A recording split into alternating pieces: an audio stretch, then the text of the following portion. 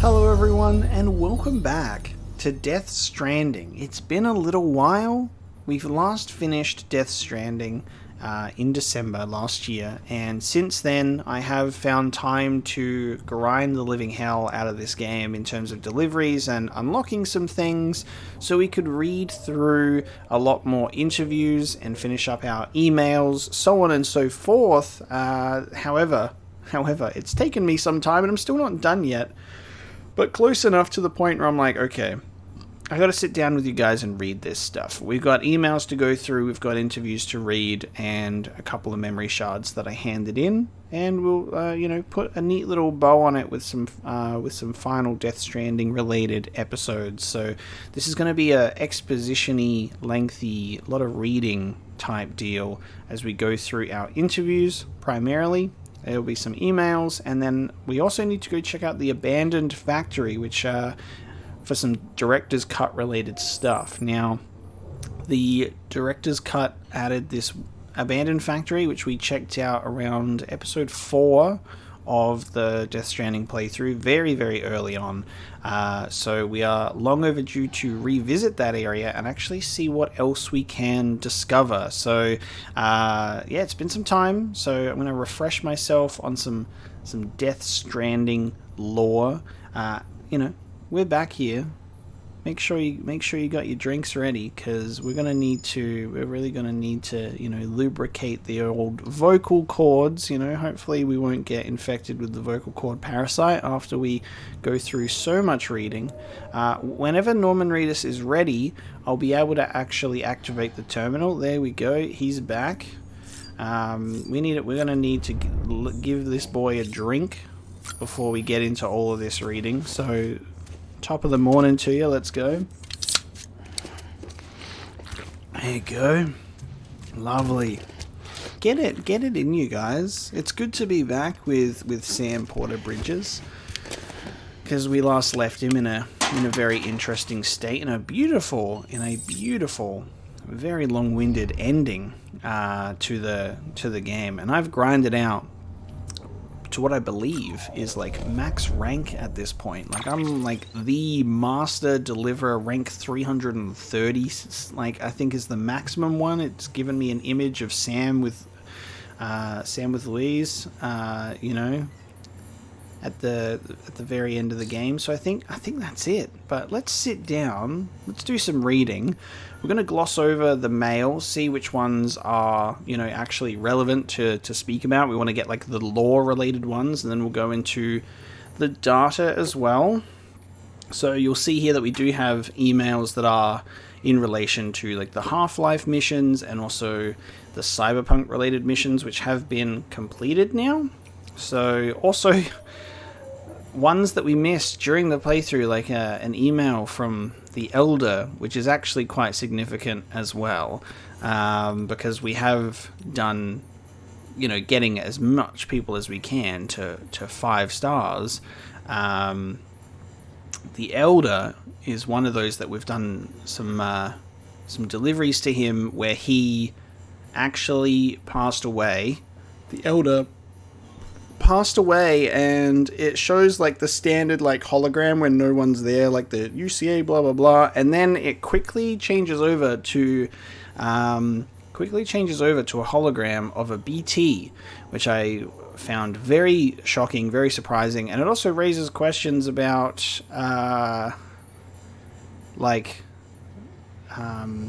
what's the term? I need to remember now. The thing that happens where they go necro, and then it causes a crater.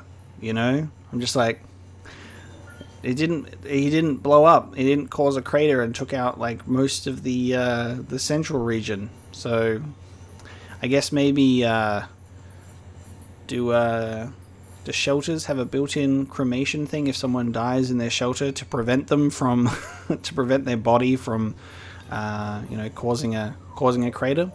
Who knows? But we're going to have a read through and we'll see what we get of all of this. So sit down, get comfy, get some snacks ready, because I'm about to read you a million things as we go through this. So we're starting off with Victor Frank's email of bona fide hero shit. back in early December, which is around the time that we finished our playthrough. We actually pulled it off. We made it all the way out west and came back to tell the tale. I've got to admit, I was worried you wouldn't see it through. Seems like a tall order for anyone, after all. It hasn't been easy for people you left behind, but I told myself I'd try not to blame you. That wouldn't be fair. I'm sorry I ever doubted you. You're a real hero, Sam, and there's plenty of us out here who will never forget that.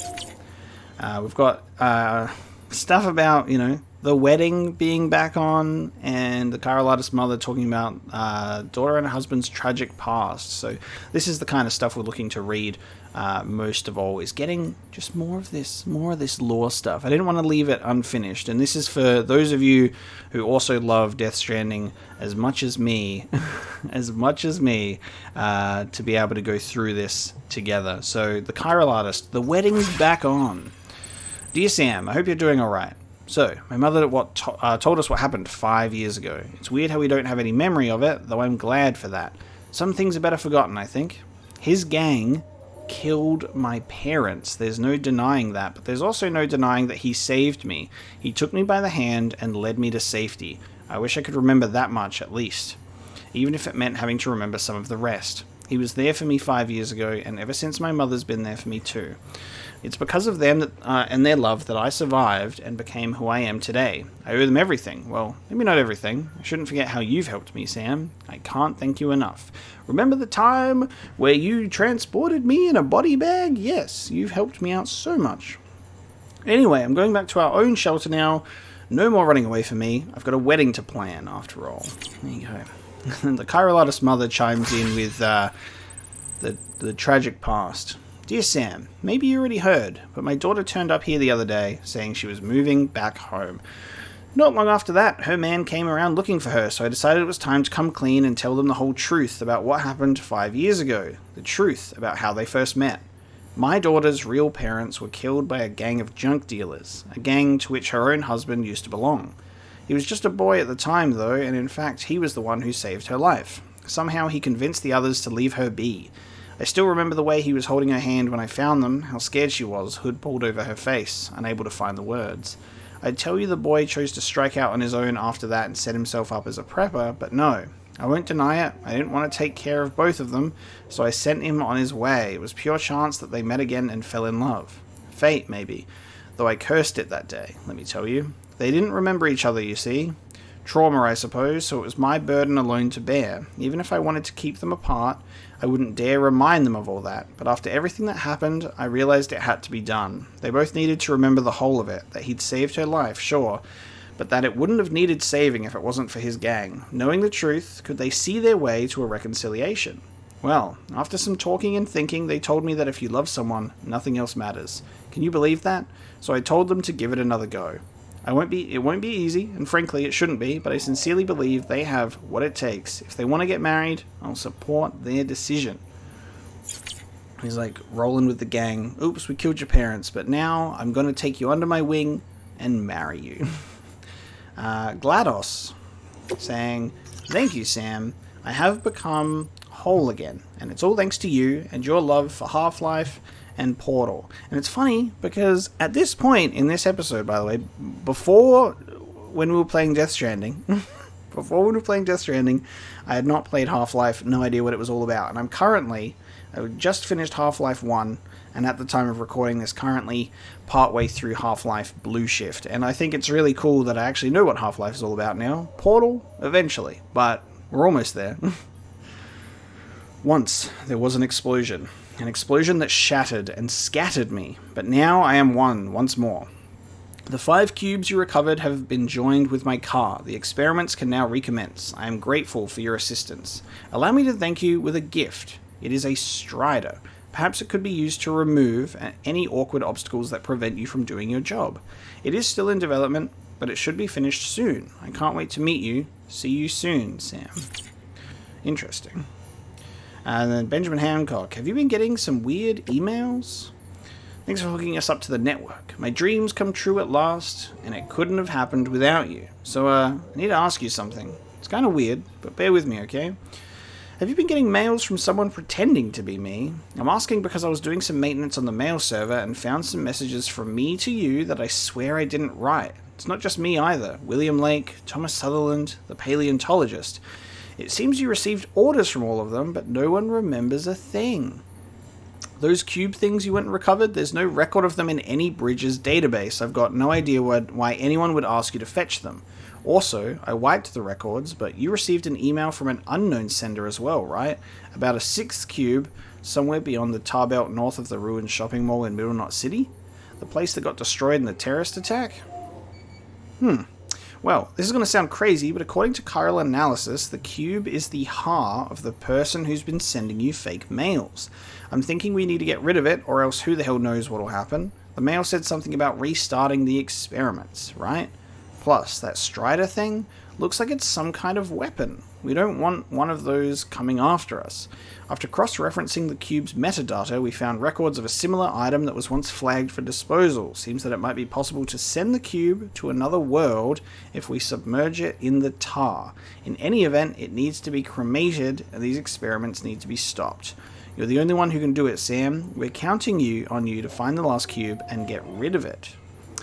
And so we did this. We did find the sixth cube, and we cremated it. Very, very interesting. Recovery request to grab the chip back from the terrorists, which we have already done. So we've got this as well, which was also found in a ruined mall. I believe this one was in like close to the ruins of Middle Knot City, just like below from that one. So we've already got that. That's chill. We've got the Collector, Hamamura's Porter Chronicles, issue 1, continued. As we did read, I guess, the first issue. Yeah, we read the first issue earlier in the playthrough. So that was the first issue, but it continues instead of being issue 2 in this one. What are you doing? Folks will be real grateful for your sacrifice. Quit your bitching. Come on. These are some few of the words Sam Bridges has been overheard uttering while faithfully carrying out his duties as a porter. Endearing, is it not? Too many porters succumb to the strain of their chosen profession and become unnaturally obsessed with their mission. These are the poor souls who compulsively steal cargo, the mules, the madmen who revel in wanton destruction. The demons. Is it the stress of one too many poor evaluations which drive them over the brink? If so, then perhaps they should take a page from the book of Sam Bridges, for there is nothing man cannot accomplish by the sweat of his brow and through sheer determination. Should we be surprised by Sam's feats? Those of us who believe in nominative determinism would say no, for we have always known that Bridges would excel at connecting people. We have no doubt that Sam is the future of logistics and the future of America. Good luck to you, Sam. Be sure to check out Hamamura's Porter Chronicles for your monthly dose of Porter news. There you go, the paleontologist. Much respect to porters everywhere. Sam, I've got a confession to make. I know I complained a lot about that porter who dropped my ammonite, but the truth is, I myself struggled to deal with VOG exposure once. I know what you're thinking. How did I end up out there in the first place? Good question. I suppose I wanted to know for myself what the work was like, get a better idea of what I was asking others to do on my behalf. Anyway, one time I neglected to wear a mask and ended up poisoning myself. I started seeing all sorts of weird shit down below, like a strange, glowing object, that kind of thing. I couldn't tell you if I was hallucinating or not. Thankfully, I made it back to my shelter in one piece and told a porter pal about what I'd seen. He'd agreed to go take a closer look, not something I'd have signed up for, let me tell you. Unfortunately, though, it was a wasted journey. I never did find out whether that object I saw was real or not. Maybe I really was seeing things, I wouldn't be surprised. Or maybe he chickened out. Not all porters will see a job through like you, but I'll give him the benefit of the doubt, now that I have a better idea of what you have to go through. I've got nothing but gratitude and admiration for all porter kind. Yeah. And we've got the veteran porter saying, "Thank you, Sam Porter Bridges, and I will mention, by the way, getting the first prep at a 5 stars, total bitch to do. Takes way too long." But then they reach like a threshold where their stars got really easily. It's like really painful to get them up like the first star or two, and then after that they just kind of go. Thank you, Sam Porter Bridges. Sam, you're the guy that everyone's talking about. Bridget Strand and Amelie too, of course. Now, and how they're pouring their heart and soul into rebuilding America. Looks like we'll have a shiny new nation to call our own before long. No one knows what the future will look like, but everyone I talk to is pretty sure that Die Hardman's going to be a good leader. For the first time in years, I actually feel pretty positive. A lot of that's thanks to you, of course. I really appreciate everything you've done. Guys like you give Porters a good name. The first prepper tells us about how prepping got started. So you showed up again. Well, ain't I just the luckiest guy around, trying to butter me up, so I'll share some nuggets of prepper wisdom, I'll wager. Alright, lesson number 1. Back when my kin first decided shelter life was the only life for them, there was a Cold War on, and that meant there were 2 types of people, those who wanted to nuke the rest, and those who wanted to nuke those other guys before they could nuke them first. Don't got to tell you that nuclear war means everybody's fucked, so my kin got to thinking that maybe they'd be better off digging themselves shelters so somebody would be around to rise from the ashes when the big day finally came. And then the idiots in charge came within a hair's breadth of actually pressing the big red button, and the president got himself shot, and suddenly it seemed the world really was fixing to tumble off a cliff. What happened then? More preppers, that's what. More folks seeing the writing on the wall and deciding they didn't want to go out with a bang. The way the family legends tell it, before long there was a whole village of guys looking to dig in and set out the end of the modern world. Sure you don't want to come join us, Sam? And then more information of preppers at the turn of the century. You came back. Thanks, Sam. I really feel a whole lot closer to you since I signed up with Bridges. My grandfather was born on the cusp of a new century. A century a lot of folks thought we might not live to see. More than ever, we're taking up our way of life, and lo and behold, Prepper Village became Prepper Town overnight. Trouble was, the big one never came, and the century clicked over just fine. A year later, though, huge terrorist attack, worst ever at the time. In the face of that, America came out fighting for justice, or so we claimed. We got bogged down in stupid wars overseas and faced ridiculous levels of inequality at home. People totally lost faith in the government, and another new generation of preppers was created. So yeah, I don't give a shit about American Reconstructionalism, but I like you, Sam, and I'd like to meet you again. So he's literally talking about Y2K and 9/11. Because the turn of the century, oh wow, everything was fine, Y2K, doesn't even matter. And then, 1 year later, huge terrorist attack. There you go. So, talking about lovely 2001, where it was filled with tragedy and loss, and also Metal Gear Solid 2 and Silent Hill 2, and the release of the PlayStation 2 in general, with Final Fantasy X and Jak and Daxter the Precursor Legacy.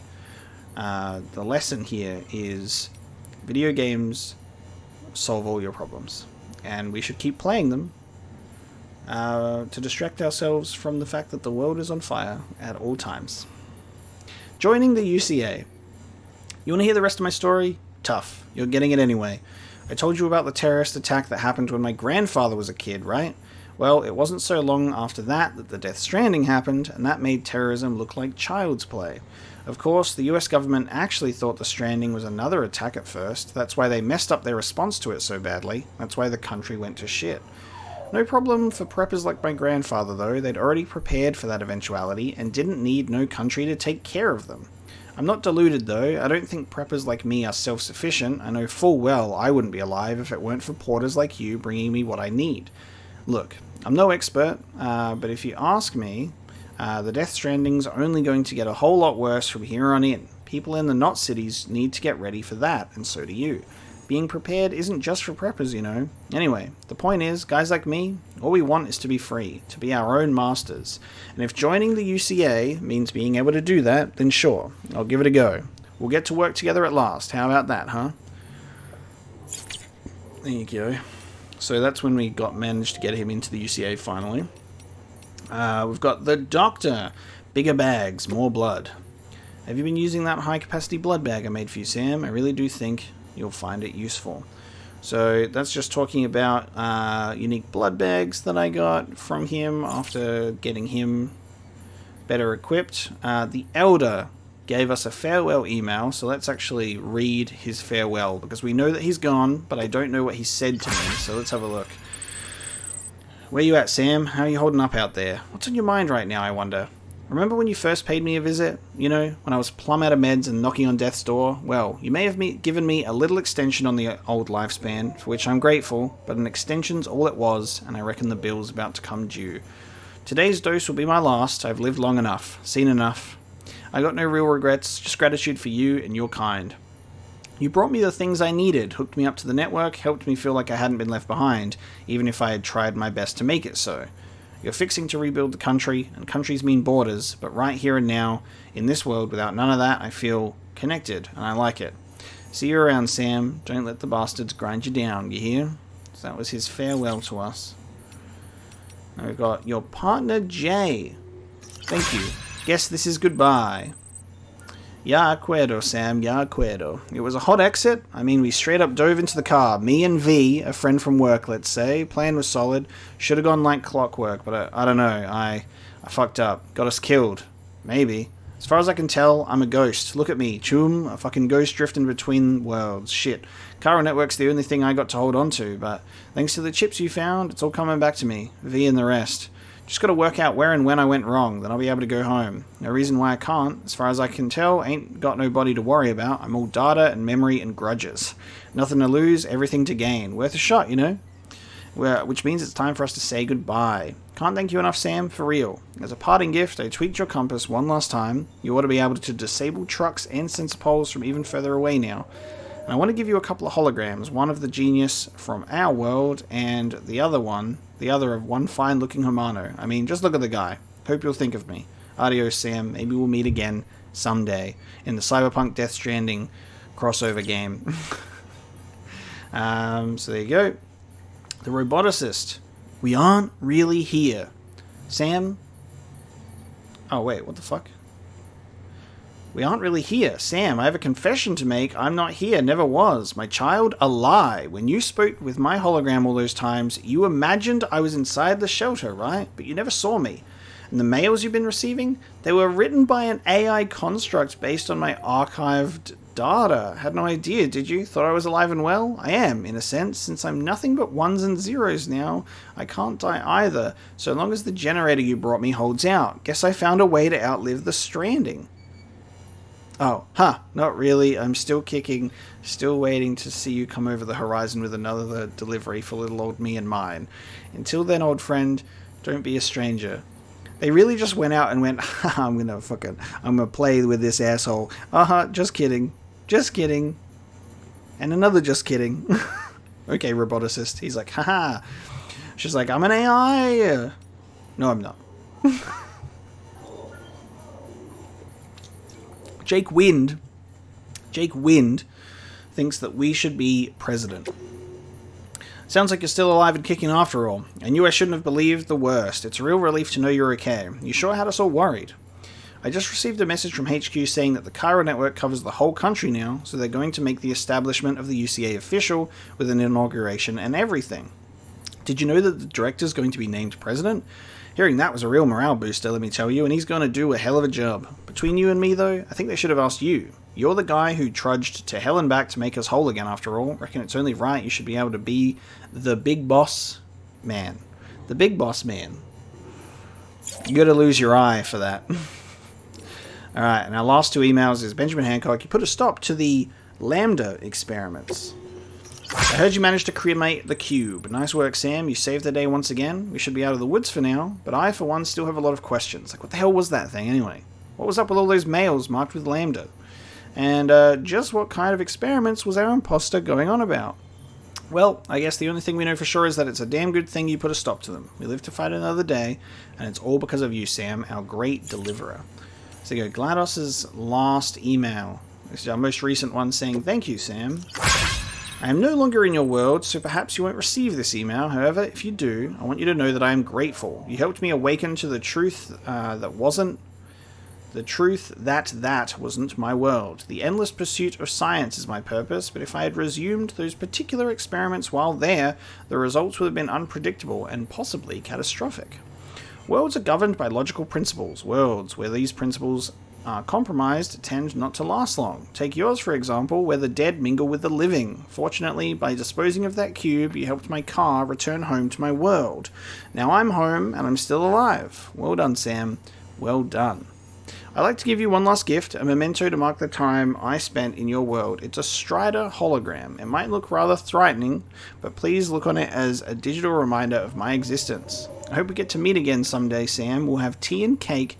It'll be lovely. P.S. I'm still doing science. Don't worry. Nice. Those are our emails completed. We've read through our emails now, and now we have some data to get into in the form of interviews and memory chips. I think memory chips are going to be shorter and sweeter, so let's have a look at what we've got. We've got three new ones. So we're still missing a couple of figures. We're missing a movie, another fragile item, 2 soundtracks. So we've almost gotten all of the memory shards. There's a few that I'm missing, and I'm not looking to really pursue those anytime soon, as I am so Death Stranding out with all of the grinding that I've done. But let's have a look, because this is Dr. Strangelove, or How I Learned to Stop Worrying and Love the Bomb. The full title of this 1964 Stanley Kubrick black comedy is Dr. Strangelove, or How I Learned to Stop Worrying and Love the Bomb. It was released at the height of the Cold War, with the Cuban Missile Crisis of 1962 still a recent memory. Kubrick's next film was 1968's 2001 A Space Odyssey, which at the time was greeted with mixed reviews, and failed to make much of a splash at the box office. It has long since redeemed itself, however, and now enjoys a reputation as an all-time classic. Both of those films are movies that I need to watch. I do have them, I just need to watch them. Just my very long watch list. Fused silica. Glass is known for its fragility, but not all glass is easily broken. Some types are tough enough to survive for extended periods, even in outer space. During the development of the space shuttle, NASA went in search of a material that could withstand the intense temperatures of re-entry into the Earth's atmosphere, temperatures that can reach as high as 1,000 to 1,600 degrees Celsius. They finally settled on fused silica, a glass whose heat conductivity is incredibly low, making it perfect for ultra-heat resistant parts. Its high stability and unmatched transparency also make it perfect for fiber optic telescope lenses, and is even being researched as a possible ultra-high capacity recording medium. All of which goes to show that even among so-called breakables, the occasional unbreakable item can also be found. And the Bronson soundtrack.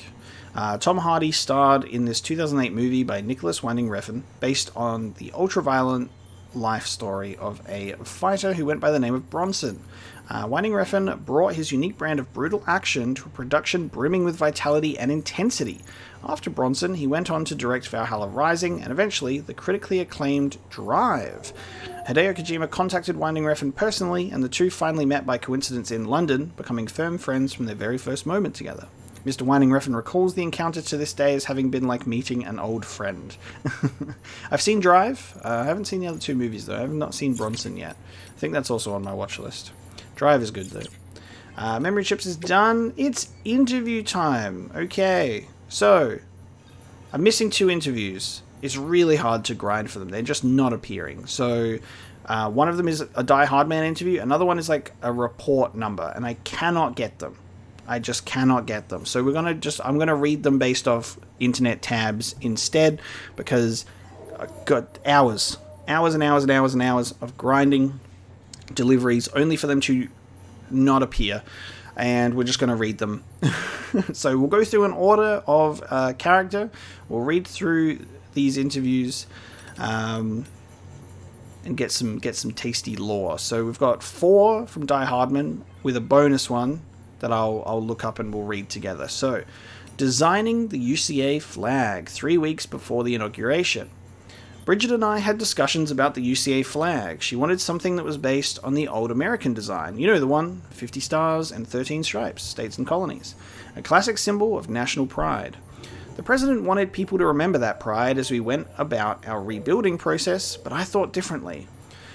The old American flag was redesigned 26 times. Every time a new state joined the Union, they had to add another star. It was easy to believe the country would keep on growing forever, end up taking over the world. Hell, most people believe just that. Good old manifest destiny, the mantra used to justify countless atrocities years ago. You can believe I told the president we damn well better not carry on that particular legacy. Freedom, liberty, equality. Those principles should be enshrined and never denied. The stars of the UCA aren't states but individuals, each with value, each a part of the greater whole. That's what our flag and the UCA represent. Bridget's necklace. I remember it like it was yesterday. I was nervous as hell, but underneath that was a strange kind of euphoria, not unlike the high I felt when I first went into combat years before. A nameless grunt stumbling around, surrounded by vets who'd seen it all before. Not that I'd stayed nameless for long. Turned out I was a born survivor, and before I knew it, I'd earned myself a reputation and an audience with President Bridget Strand several months after her inauguration. She looked me straight in the eye and told me that from that day on, I answered to her. We were going to rebuild America together, she said. It may sound daunting and intimidating, but I knew even then it wasn't her intent. She spoke like someone who'd lived a dozen lifetimes, who'd made the most of each and every one. After she said her piece, she smiled and took a step closer to me. Her necklace, a simple Y-shaped thing, caught the light, and for an instant I saw something impossible. The necklace was glowing, radiant, spreading across her body, chest to abdomen, like something was being drawn out of her heart, I thought at the time, though I couldn't tell you why. Every time I saw her with that necklace, I remembered the light. It was only much later that Bridget told me about her daughter Amelie and how it had been a virgin birth. Lies! Deception! More lies! You're the same person. Die Hardman's Confession, Bridget's BB Experiments, Part 1. As Deadman established in the course of his independent inquiries, the BB experiments were classified and carried out in an atmosphere of great secrecy. Why do I keep saying Deadman? It's because of Hartman and Deadman. Deadman also asserts correctly that BBs were recognized as both media for chiral communications and as, essentially, human sacrifices. Bridges 1 was issued BB pods, some of which found their way into the hands of terrorists out west who adapted the technology for their own ends. This is further evidenced by the fact that the pods currently in use by the terrorists are identical to those issued to Bridges 1 members. We can only assume that they were stolen. In any event, the true nature of BBs remained a closely guarded secret that we could not and would not disclose to anyone. This was the case from the very beginning, which is why following the Death Stranding, government officials not in the know were certain that it was an act of terror. The actual cause, of course, was a cesarean section performed on a brain-dead pregnant woman. As you'll have heard, the surgeon who performed the operation saw a BT at the time.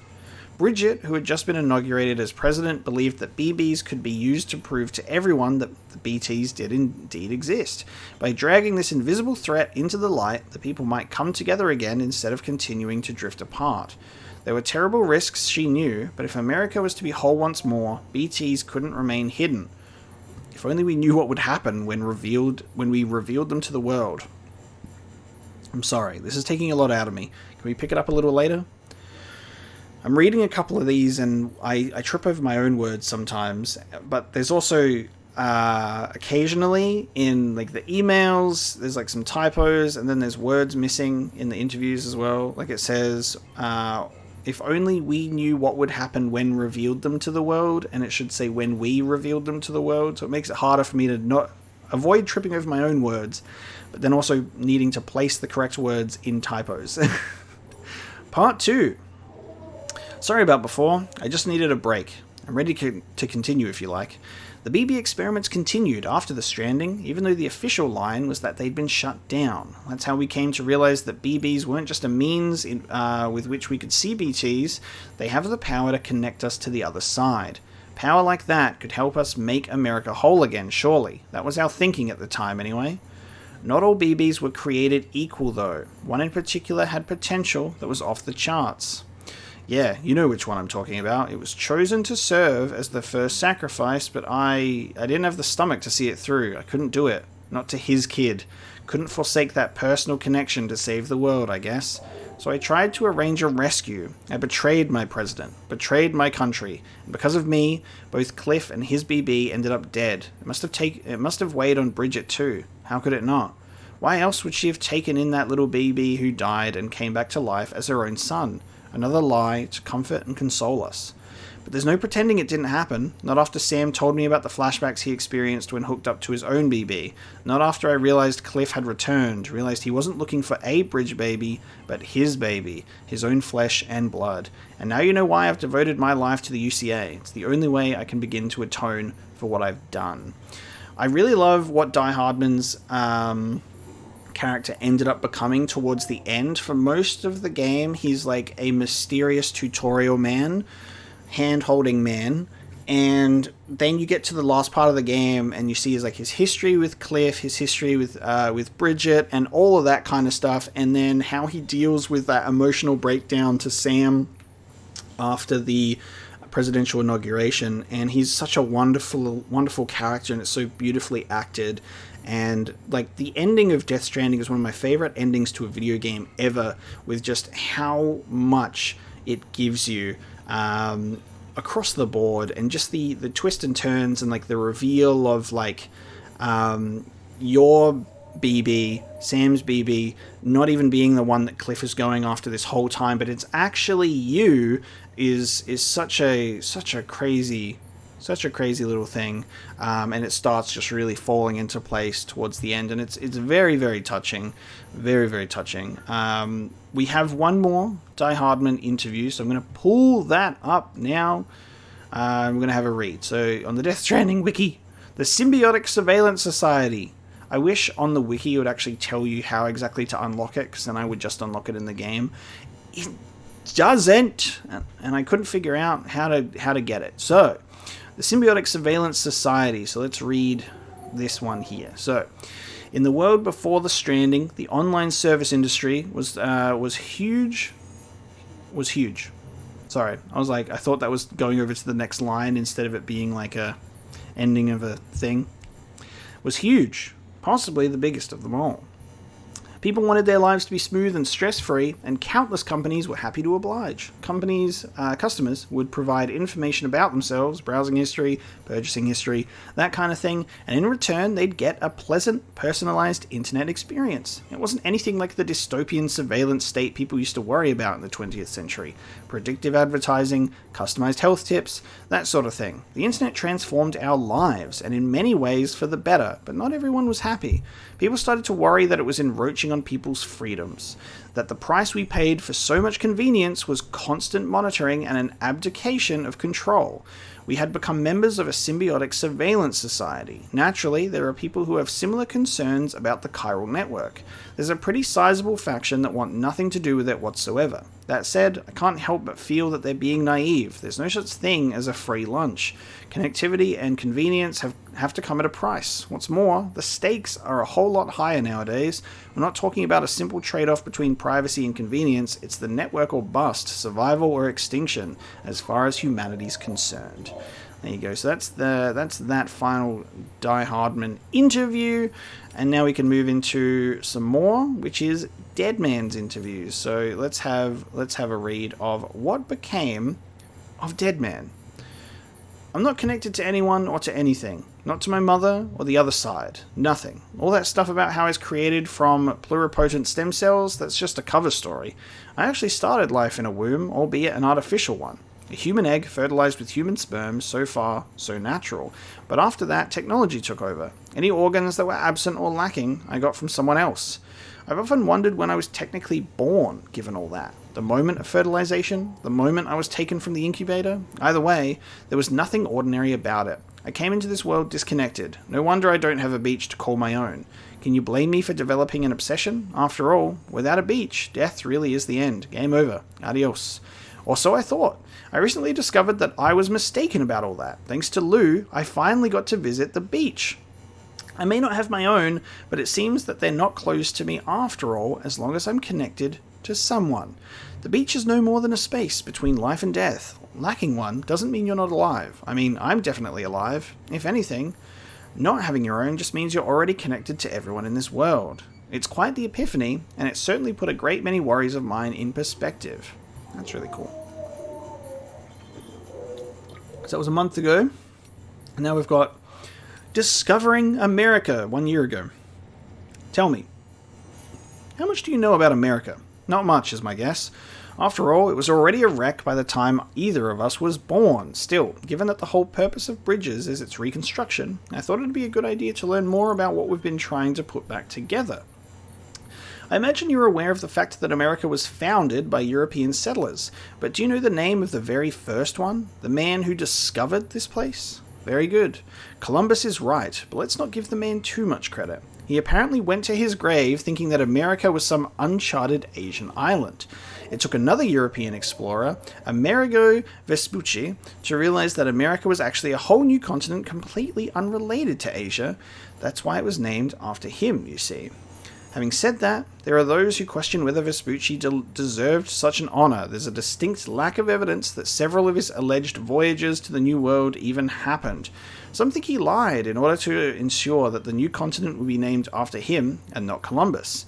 It was a hot topic of scholarly debate for centuries. Can you believe that? If you ask me, though, it really doesn't matter. Neither of them discovered America anyway. No one did. It was here all along and already home to a great many people too. The notion that a European discovered this place, or anywhere else for that matter, is the biggest lie of all, don't you think? I certainly think so. Especially when you deal with the fact that there was native inhabitants of not only just America, but also Australia, you know, and people do the thing where they go here and go, wow, we haven't been here before. No one's here. Here's my flag. Fuck anyone else. Like, humanity. Big thumbs up. Hartman, does he have anything for us? Yes, he does. He's got the most interviews because he's the most interesting character, really. Alright, so we've got about Sam's return. Sam has returned safe and sound. It had been about a month since he departed for Amelie's Beach. 30 days of relentless searching for us, though for him it must have felt like an eternity. Or maybe it felt like a credits roll, but we got there in the end. I cannot imagine the isolation and despair he must have been forced to endure, a suffering known only by Amelie and Bridget. It was very interesting in that final part of the game, getting that also like reveal that it's like the reason why this all happened in the first place is Amelie went, you know what, I'm going to try save this baby's life. I'm going to try save this baby's life. Ding dong, Death Stranding's at your door. Thank you for that. And then it seems as if the while it's not explicitly stated, it seems as if a final gift to Sam from Amelie is restoring the life of Lou as well after that whole sequence at the end of the game, which is a very touching notion. And then after that, severing the connection completely from the beach to the real world. Sam has told us about the extinction entity and how it granted humanity a reprieve, but beyond that, he is reluctant to speak. Well, we shall not put any pressure on him. Frankly, I expect we would struggle to comprehend anything else he tells us. It was quite an exposition-filled end. That's for sure. Frankly, I expect we would struggle to comprehend anything else he tells us. Suffice it to say that the last Stranding has been avoided, even if its precursor has forever reshaped our world. Thousands and thousands of years from now, should intelligent life walk the earth and find our fossils, they will likely conclude that Homo sapiens died out in the sixth extinction. Perhaps, if we are lucky, they may even find records we leave behind. Still, we cannot hope to guess how much they will understand about who we were. After all, their intelligence will not be like ours. Theirs will be a different understanding of the world, of the universe. Different forms of existence, different conceptions of what it is to be alive. Those invariably lead to different conceptions of what it is to die. But it matters not if they never understand who we were. All that matters, in my opinion at least, is that they know that we were here. What became of Hartman? Countless trips to the beach every single day, each spent searching in vain for my wife and daughter. Such has been my existence, my fate, if you will. After all, if each person's beach is their own, then it stands to reason that the worlds each of us inhabit posthumously are also unique. If that is the case, then even death shall not reunite me with my family. That is why I must search beach after beach for any trace, any clue, anything that might lead me back to them. Death is not the end, after all, and the past is never dead. Indeed, it's not even past. I have decided to give up my quest, for I have come to realize that it will change nothing. I must move on with my life, and as a matter of fact I already have. I've met someone. Her name is Samantha Spade, I call her Sam, a spirited Hispanic woman. You can imagine how frustrating it is to live life in 21-minute intervals. Speaking of which, I'm gone. An ageless president. There is one rather trivial question that has caused me a great deal of consternation. Bridget was verging on the elderly, yet her appearance was that of someone much, much younger indeed. She remained remarkably youthful until her cancer began to take its toll. Sam has a photograph of Bridget from only 10 years ago in which she still looks like a young woman. Some have posited the theory that it was her strength of will, her desire to rebuild America that kept her young. Mind over matter. I suppose there may be some truth to that claim. I, however, suspect that the secret to Bridget's youthful appearance is to be found on the beach. Deadman was good enough to bring me her umbilical cord, unbeknownst to Sam of course, and I was able to confirm that it retained a connection to the beach. This is almost certainly related to why she did not age at the normal rate. Of course, we have no way of truly understanding this link between Bridget and the beach, or how long it existed. Similarly, we have no idea why Amelie was born. We can only surmise that Bridget's connection ensured that her Ha was not fully subject to the passage of time. Does this mean that I shall too remain ageless well into my senior years? We shall have to see. Right now, I have something more pressing to attend to. Every time he finishes an interview, he's like, Leonardo da Vinci, that most gifted of Renaissance polymaths, once conceived of a composition that would come to be known as the Madonna de Fussi, or the Madonna of the Yarn Winder. In it, Mary cradles the infant Christ in her arms while he stares, rapt, at a spindle onto which thread is wound, a spindle shaped like a cross. His mother seems more than a little perturbed. Did she perhaps have a premonition that her son would be sacrificed for the salvation of mankind? Me, I like to think of it as the spindle with which the Grecian fates determined the destiny of man. In the ancient tales, the length of the thread dictated the lifespan of the individual in question. Of the three sisters, it was Clotho who unwound the thread, Lachesis who measured the length, and Atropos who at the appointed hour made the final cut. If Mary did know the fate that was to befall Christ, might she have intervened, cutting the string at a different point and liberating him of his burden? I cannot help but wonder. As an aside, while I generally prefer the Greek nomenclature, I do have a strange fondness for Lachesis' Roman moniker, Decima. There you go. And that's all for Hartman. Marma doesn't have anything else, but Lochner has one, which is what became of Malignan and Lochner. We'd forgotten all about our dream of going to space. It was a dream from an earlier, simpler time, from before we realized our baby was a BT binding us to the other side, and before we had to sever the link between us. After that, Malingan couldn't even leave the lab, and Lochner swore to live a life of isolation in Mountain Knot City. There was no room in our heart for outer space. But now that we're one, it all becomes so clear. In choosing isolation, choosing to forget about the outside world, we were just being human. Just doing what everyone else was doing, we turned inwards, venturing deeper and deeper into ourselves, focusing on our inner worlds at the expense of the one we shared. Maybe this is what they mean when they say that the beach is a reflection of the individual's soul. We became trapped in the multiverses contained within, but at last we have a chance to escape. Now that America is whole, we can begin to expand our boundaries once more. The bonds we've forged could carry us beyond these clouds. It's past time we saw the stars again.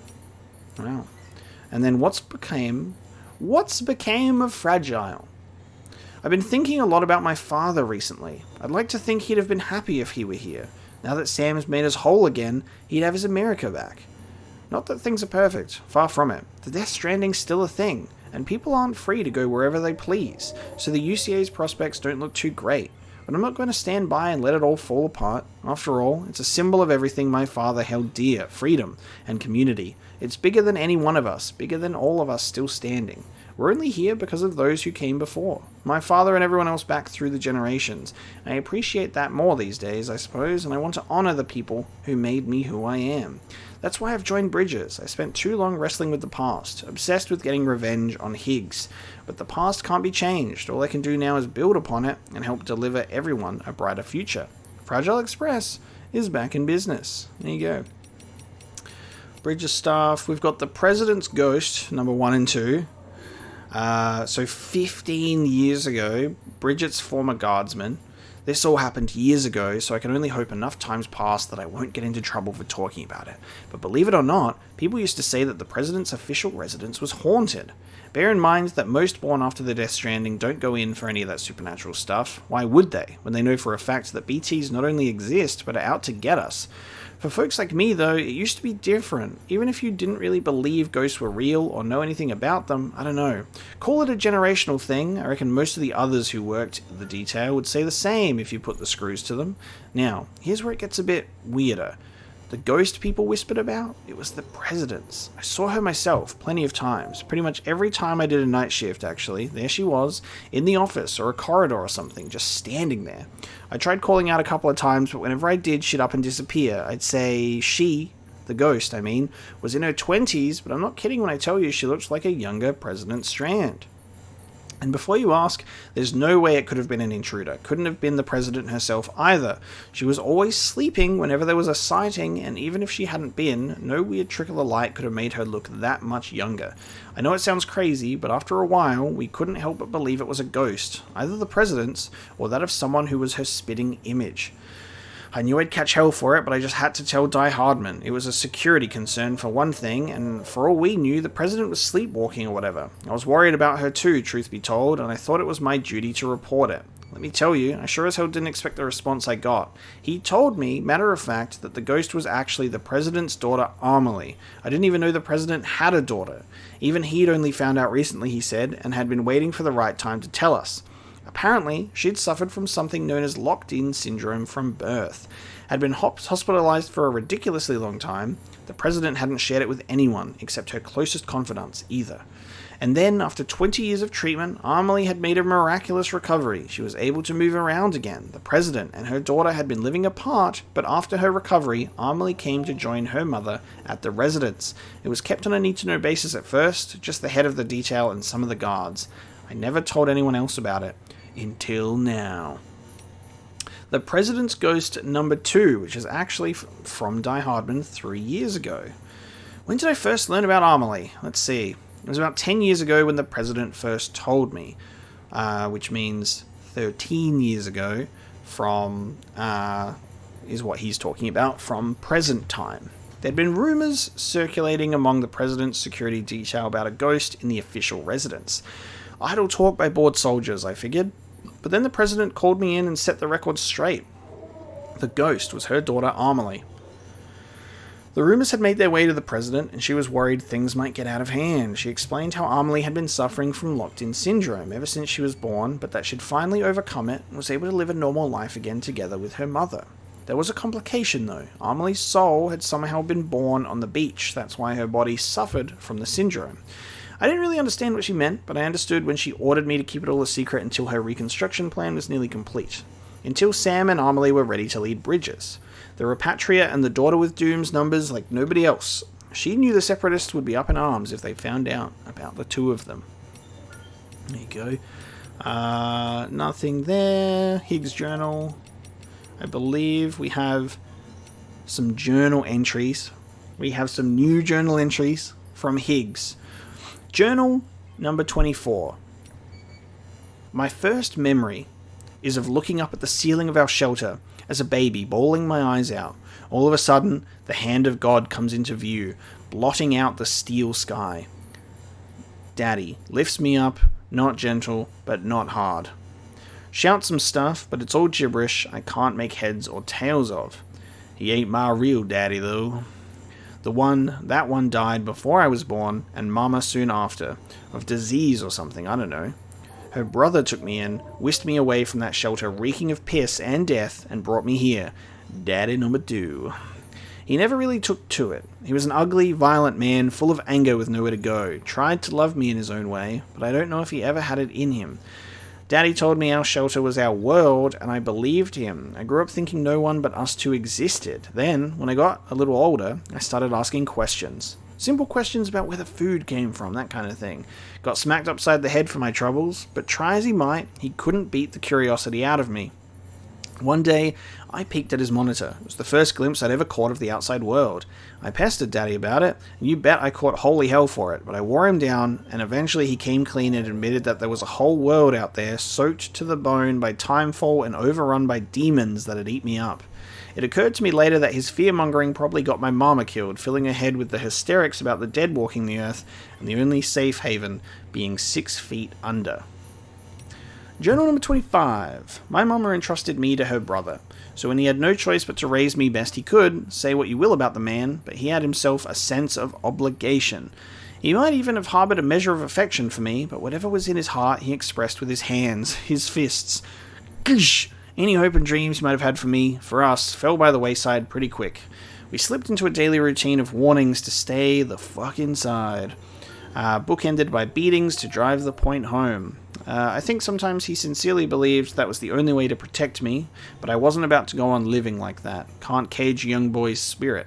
If I'd stayed, I'd have died, body and soul. I had to get out.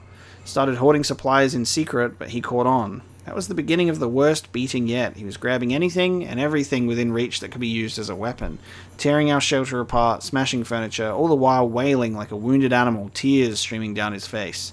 He pinned me down, tears and spit flying on my face as he blubbered on about me not understanding his pain. His fucking pain. His hands around my neck, darkness creeping in from the corners. His fucking pain. His fucking pain. The kitchen knife in my hands, in his neck, his hands, his fucking hands.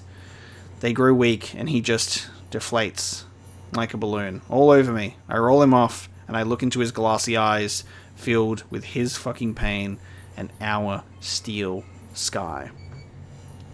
That is very beautifully written, by the way. Tragic, but also quite beautifully written. I didn't know how to feel after. I spent the night next to him, my mind a blank canvas. In the back of it, a nagging voice saying I had to dispose of it.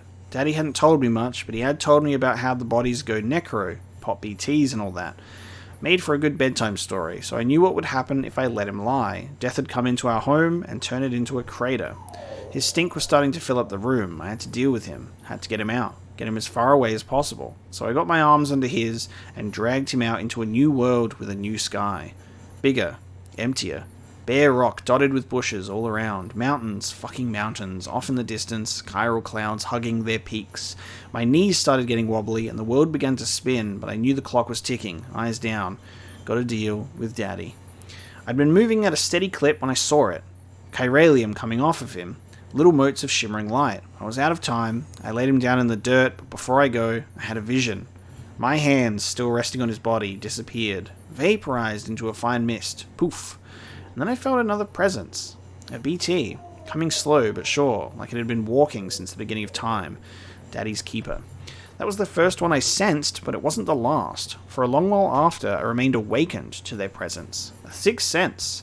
Daddy's parting gift to me. Over time it'd fade, but I knew how I got it, and I knew how to get it back. All I needed was another body, and I got real good at making them. Death for life. Theirs for mine. A fair exchange. So, 3 more Higgs journals. It's very, very interesting stuff. And then, we have something called Lucy's Report. And Lucy's Report... Lucy is the name of... Sam Strand's wife, Lucy Strand. So, Sam's wife did a journal, did a report, and we're going to get into that now. So, I've just concluded my first therapy session with Sam Strand. It was not held at the patient's request. Sam's adoptive mother, President Strand, approached me in the hope I might help her son overcome his aphenphosmobia. Oh my god, that's going to be terrible for me to say. I just read that and go, read it as it's spelled. Aphenphosmobia. Aphenphosmphobia. We're just going to say overcome his fear of being touched, right? Sam is an intriguing case. His reluctance notwithstanding, he recognizes that his condition has and will continue to cause him much distress. I suspect it is rooted in a childhood trauma, but unfortunately we have only just scratched the surface, and I cannot even begin to speculate what it might be. Like many of the Bridges core team members, Sam is a doom sufferer. Unlike them, however, he is also a repatriate. Whether or not this is related to his fear of being touched, I cannot say at this time, but he would hardly be the first to manifest phobias as a result of his abilities. As an infant, Sam lost both parents and was adopted by President Strand. Owing to her stressful and time-consuming responsibilities, I can only presume that she was unable to afford him sufficient attention, which is to say that a distant relationship with his adoptive mother may be a contributing factor. As previously mentioned, though, Sam is very reluctant to talk about himself. He is an intensely private individual, and it will take time to build trust and convince him to open himself up to me. Report number 2. Progress has been slow, but Sam has finally started to open up to me. However, his recollection of early childhood is confused and contradictory. He has difficulty distinguishing between genuine memories and reoccurring dreams. Sam even claims to have met his stepsister Amelie on the beach several times while quite young. An impossible claim, to say the least. I'm only a little older than Sam, but I was born before the Death Stranding, a fact that tends to affect the way we think about the beach.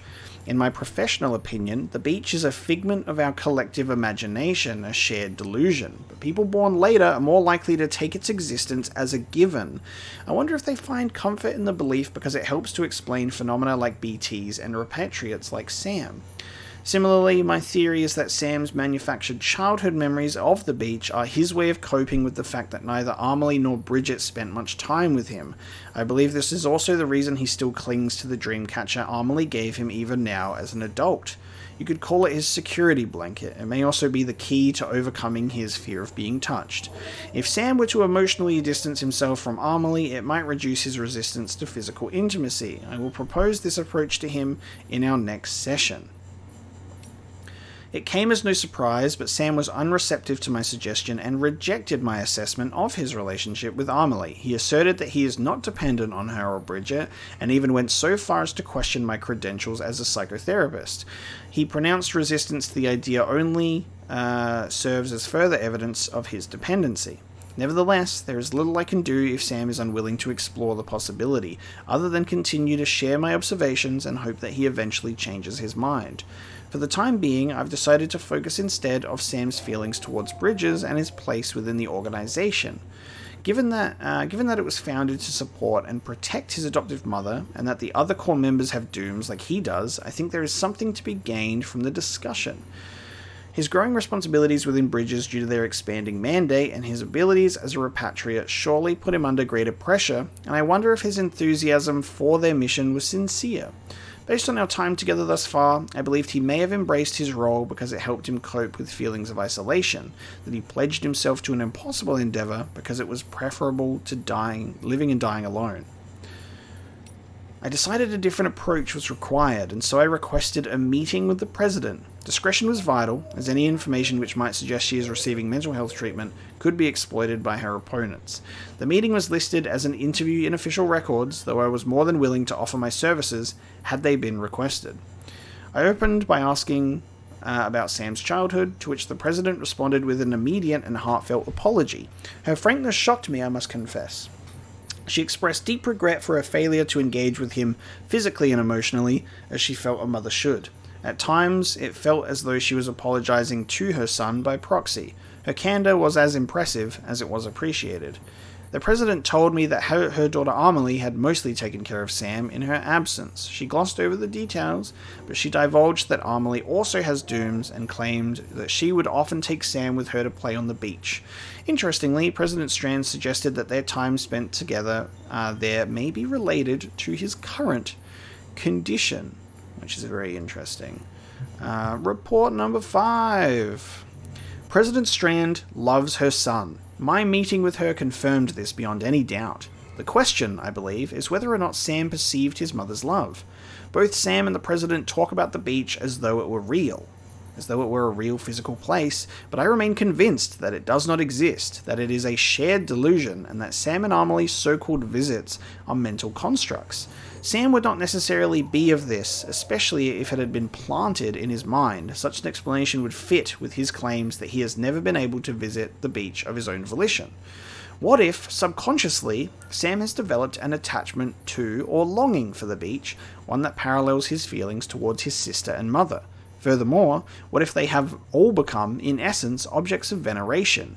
Upon further consideration, it is not so hard to imagine. President Strand is an exceptional woman who exhibits pan-romantic qualities. Sorry, the text is a little smaller that I'm trying to read here. Pan-romantic qualities, as does her daughter Amelie. This is surely one of the reasons why they have been able to commit themselves so completely to the cause of American Reconstruction. Their one true love, Sam, on the other hand, I have diagnosed as demisexual. His sexual desires are strictly limited to those with whom he has formed an emotional connection, excepting family members like Amelie, of course. And is this how Lucy then just goes, "Alright, baby, I'm gonna get this man"? It is only natural to more highly regard those with whom he develop intimate emotional connection. For children, this can lead to veneration. Yet there is also an inherent contradiction in this, for divinity is distant by nature, even as we yearn to grow closer to it. I have come to the conclusion that this contradiction is at root of Sam's fear of being touched.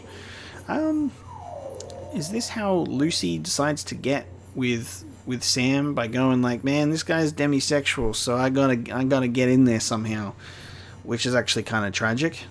Report number 6.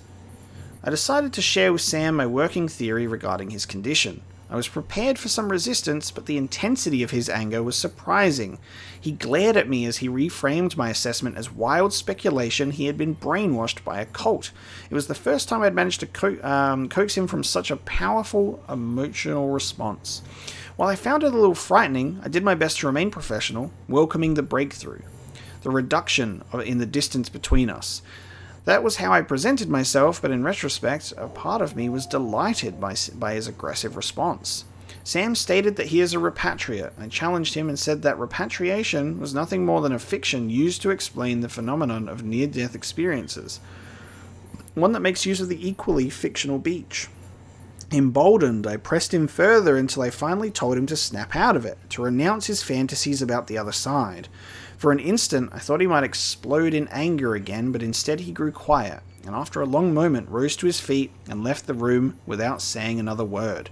I fear I may have pushed him too hard. Oh God, where to begin? Sam turned up for his appointment today, right on time. I remember he looked calmer than usual, though that might have been wishful thinking. He'd been thinking a lot about our last session, and how it had ended. He said he wished I was right about the beach and what it meant to be a repatriate, that he appreciated the time we'd spent together, that I'd spent listening to his stories. And then he pulled out a syringe. He was still so calm, though at that point I sure wasn't. He said it wasn't all in his head, and that he could prove it, and then he stuck the needle in his chest. It all happened so fast. I froze in my chair as he went into convulsions, eventually falling out of his seat. I ran to him. Then, as he was laying on the floor motionless, I removed the syringe and performed chest compressions, but it was too late. I sat there, next to him, for what felt like an eternity, and then he opened his eyes and sat up, still wearing that same calm expression. There was another handprint on his arm, a fresh one, left by the dead, he told me before. I'm a repatriate, he said. Every time I die, I get stuck in between and then come back. He was searching my eyes now, reaching for the words as much as they were struggling to come out. That world won't have me, and neither will this one. I'm only free to come and go when I'm with her, with Amelie. There were tears in his eyes. He looked so lonely. So I started crying too. I'd taken his hand in mine without realizing it, but he didn't pull away. I squeezed, and he squeezed back. He needs someone he can be close to be intimate with. Someone outside his family. Someone who isn't Bridget or Amelie. Someone to whom he can reveal the whole of himself. Someone who will devote themselves to him. Me. I don't remember what I said, but I remember that he nodded, that he smiled, that we held each other for a long, long time. Conflict of interest, patient, confidentiality, blurring the lines when the therapist falls in love with the patient. A few days after the incident in my office, I tendered my resignation. There you go. A classic case of countertransference, the therapist getting emotionally involved with their client, and there was no way my professional pride would permit me to continue working. I felt guilty, of course. There's a permanent shortage of therapists, and many of my clients will struggle to find help elsewhere. But after what happened with Sam, I didn't see any other option. To be honest, I've already come to terms with it. What I'm doing for Sam more than makes up for it. I'd never normally use this word, but I really do believe his fear of being touched has been cured. No. He's shown so much progress that, absent an extremely traumatic experience, I doubt his symptoms will ever return. To my surprise, the president didn't have any problems with our relationship. If anything, she was pleased. I suppose this means I'll soon be joining the Strand family, together with this new life growing inside of me, because she was going to have a baby. And that's what that photo is all about. The photo with Sam, Bridget, and Lucy, which we can see briefly as an image over the side there of her with the baby bump. Report number 9. Our baby is doing well. We've been told we're having a girl. Sam's already picked out a name for her. Louise. Lou, he likes to call her. He talks to her a lot, touching my stomach, telling her to grow big and strong. Bridget was delighted when she found out and suggested that we take a family photograph. Amelie was out of town, so it was just the 3 of us, blushing, smiling. And that same blush, that same smile when we received the printout, along with apologies for being old-fashioned. There was a funny little message on it. Be stranded with love, handwritten and signed. It's unique now. You can't digitize or copy it. I'll always remember those words and that moment forever. There you go. So obviously we know why Sam ended up calling his new BB Lou and then later on Louise, because this all falls into place so beautifully, you know. Report number 10, little Lou's 28 weeks old now. The doctor just checked us both out and said we're doing fine, but I'm not so sure. Lately I've been having the same terrible dream every night. I open my eyes and I'm all alone on the beach. I'm lonely and afraid. So I start wandering around looking for someone, anyone. I spot Sam and Amelie standing at the water's edge. Their backs to me. Relieved, I call out to them. Her hair shimmers in the grey light, but when she turns, it's her mother's face, twisted with sadness and pain. She speaks and says, I'll be waiting for you on the beach. And I scream so loud, and then I wake up. Everything's gone wrong. I didn't understand at the time. I was a therapist, a good one. But even I couldn't make sense of the nightmares of what was happening to me. Bridget came to visit the other day. They're not nightmares, she said. I hadn't told her yet. I felt Lou stirring inside me as she continued. She said she was sorry, that she hadn't known it would happen. Lou's special. She said that a lot. Lou had Sam's blood, and through her I was bound to the beach. Don't be afraid. She'd said that a lot too. I'd cured Sam, made him whole, given him a life to live for, to protect, made him a part of this world. She had a lot to say about that, about how the world was a jumbled mess, life and death all mixed up, but that Sam, my Sam, might be the one to make it whole again. Like I'd made him whole.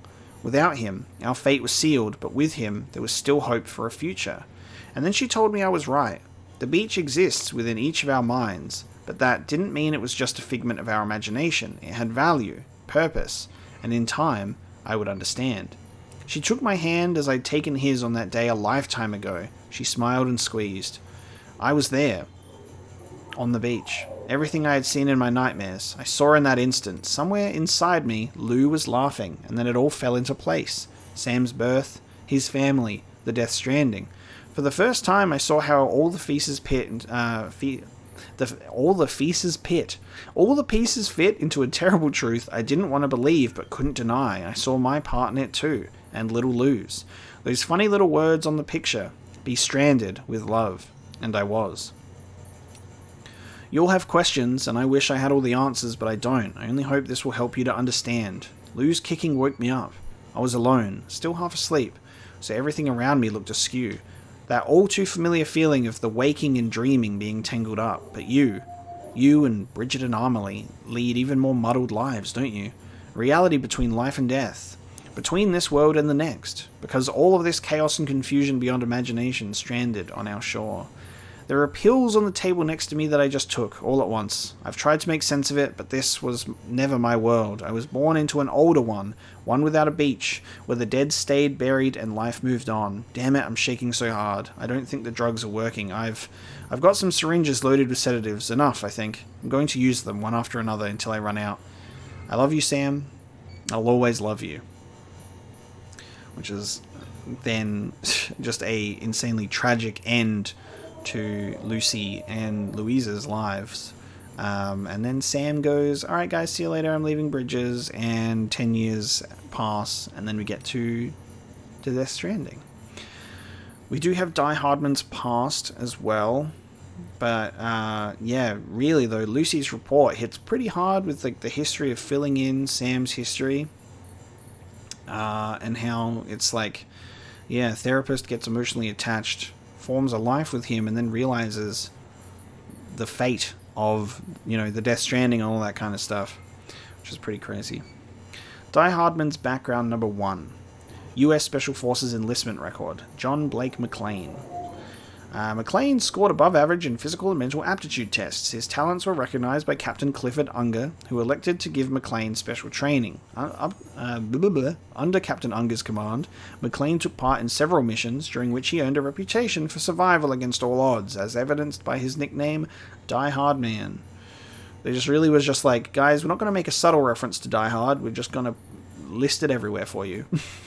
The following information concerning John Blake McClane's death was recovered following the activation of the chiral network. It is presented without comment or interpretation.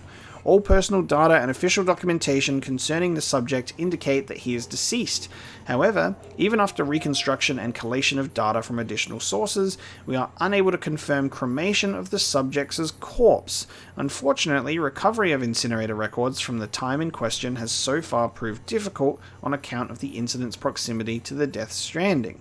While the possibility that the corpse underwent necrosis and subsequently transformed into a BT cannot be ruled out entirely, the probability is exceedingly low. In other words, there is no evidence that the subject has, in fact, died. Significant portions of the subject's personal data appear to have been discreetly modified and expunged, but forensic study has led us to the discovery of a living individual who bears a striking resemblance to the deceased. Subsequent analysis of genetic samples do indeed confirm a DNA match for this Die Hardman. Wow, what a reveal. And then we've got, coming up on our final interviews, Clifford Unger case review. Captain Clifford Unger, former US Special Army Forces, honorably discharged, was shot dead at a government facility under executive supervision. It should be noted that prior to this altercation, he had cooperated fully with our researchers and contributed to our ongoing BB experiments. On the day of the incident, Captain Unger took an experimental BB hostage and barricaded himself inside one of the facility's rooms. After assessing the situation, the President ordered that a non-violent resolution be pursued, ensuring no harm came to either the Captain or the BB. However, this order was directly contravened by Presidential Advisor John Blake McClane, who shot and killed Clifford Unger. Following the incident, McClane refused to surrender himself into custody and fled, and was accordingly designated a most wanted fugitive. Efforts to locate and detain McClane were unsuccessful. However, the search was later called off when an unrelated investigation into a suicide found that the deceased possessed the same social security number as McClane. The body was created before physical identification could be performed. John Blake McClane was placed under Captain Unger's command upon being accepted into the US Special Army Forces. McClane performed exceptionally in training and subsequent deployments, earning commendations and a reputation as a born survivor, who could be thrust into the world's worst situations imaginable and emerge unscathed. Around the time Captain Unger was discharged, McClane was chosen to serve as special advisor to President Bridget Strand. Though his primary duty was to ensure her personal safety, he became intimately involved with the Bridges 1 initiative, as established by President Strand. Several days prior to the hostage incident, it is suspected that McClane collaborated with Captain Unger to abduct a BB. It has since been confirmed that McClane actively compromised security protocols in a manner which directly aided Captain Unger in his attempt. Therefore, it seems likely that McClane resolved to kill Captain Unger upon concluding that their plot had failed. Though their motives remain unclear, it is speculated that Captain Unger was in possession of compromising information regarding his former subordinate, which he leveraged to secure McClane's assistance in abducting a BB. When this attempt failed, McClane killed Captain Unger in a moment of desperation to prevent him from revealing what he knew. Later, when McClane grasped the gravity of the situation, he chose to take his own life rather than face the consequences of his actions. Clifford Unger Case Review, Part 3. Due to the circumstances surrounding the murder of Captain Unger and subsequent suicide of John Blake McLean, President Strand assumed direct control of Bridges to ensure that the BB experiments continued. As the organization's purview was expanded, their restrictions were reduced. They became President Strand's primary security apparatus, an elite organization under her direct command, wholly devoted to her mission of American Reconstructionism. A new director was subsequently appointed to lead Bridges, an individual known only as Die Hardman. He's like, it's me, a completely new guy. Why do I sound like this other guy? No idea. Coincidence, life, it's so funny, isn't it? And there you go. I've just read at you for an hour and 20 minutes, guys. I hope you've enjoyed the collection of mails and data interviews that we have collected so far. That is every interview in the game now. Minus the 2 that I had to read externally. I'm going to do another video, which is also us going to the abandoned factory. So this is the exposition-filled reading episode, and we'll have another gameplay-focused element to Death Stranding coming up soon. So thank you so much for watching the final pieces of information to put everything together, especially the very interesting reports of Lucy, which is definitely the highlight of that, the history, filling in those gaps before Sam left Bridges all those years ago, and then getting a lot more information on Die Hardman's past and Clifford Unger, which are just fascinating. It's really interesting that probably my favorite character in Death Stranding is Cliff. He's definitely one of the most tragic characters in the whole thing. But yeah, I would definitely say that he is my favorite. And when you get to the end and you really realize like how these characters play into Death Stranding and how it all works, is characters are so well written. Like Higgs is such an arsehole throughout the whole of the game, but you get to the end and you know why. You can see why he is the way that he is. He's a fantastically well written character, and a very good villain for Sam specifically. And then you get to the end and then you see how all of it works and why. The characters in this game are so good, so good, and a lot of effort has gone into really fleshing them out as well, as to why they do what they do. And it's great. I really enjoyed it. I hope you guys have enjoyed listening to my voice ramble on these interviews for the past hour or so, and I'll see you in the next episode that I do, which is exploring the abandoned factory. Thank you so much.